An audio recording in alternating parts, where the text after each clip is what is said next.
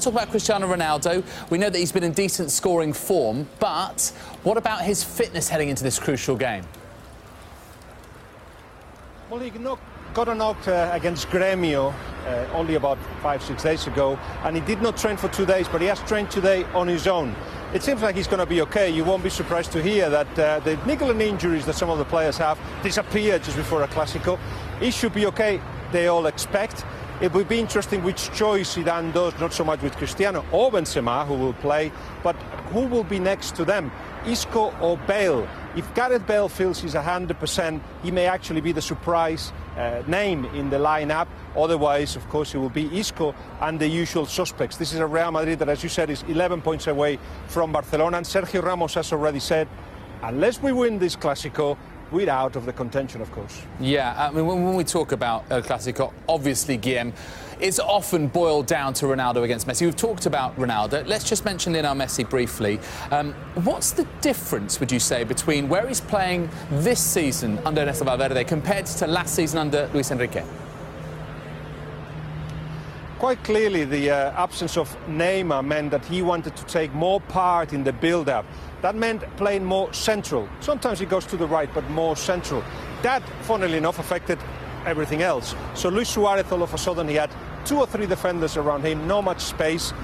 With Messi playing central, there was no wide play apart from the fullbacks going forward. And on the right-hand side, they don't have that kind of fullback, so it was a little bit unbalanced. But guess what? The biggest association it has to do with Messi and the other fullback, Alba. That's been what has created most of the danger of Barcelona. But this is a Messi that drops deep, wants the ball, sometimes far too deep, becomes a little bit the Iniesta, the Xavi, but still scoring as much as Messi normally does. So if I show you the covers of the newspapers, Marca has got, of course, 2 days before the game, Cristiano Ronaldo and Messi, both of them have been scoring 53 goals, which is extraordinary in the case of Messi, because Cristiano's now a striker, Messi not so much, but still scoring. And in the case of a sport, it's the other striker that is back on form. He's been scoring. Luis Suarez has got in the special work that they put it on him to get to the best of his form, and his 4 goals in the last 3 games in the league, which is helping Barcelona to recover the threat that they had in the past. They don't need, again, to create a lot to score goals. Let's just step back from the forward lines, if you like, and talk about 2 players who actually La Liga's Instagram account has just tweeted a picture of them side by side. Luka Modric, brilliant in the Club World Cup, and Andres Iniesta, who played a starring role in Barcelona's 3rd goal against Deportivo last weekend, which I know you've seen that goal as well, Guillem. How much does that battle, or what influence they can exert on the game, really affect the ultimate outcome at the Bernabeu?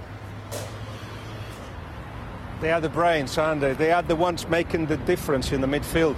In the case of Modric, he lets Kroos to do a little bit of the dirty work, and of course Casemiro too. But he is a leader. He wants the ball when they don't know where to go. He's the one with the special pace in the first 5 or 10 meters to beat the defensive line of Barcelona. But Iniesta does exactly the same. I've just been with Puyol and Morientes, and we went player by player to see who will prefer from Real Madrid and Barcelona. And then we got to Iniesta and Modric, and they both said, can we choose both of them? Because they are just 2 of the best players in the world, perhaps ever. In the case of Iniesta and Modric, the titles that they're both getting for both clubs suggest that they're absolutely crucial to what's going to happen here. Modric has got 90 minutes in him.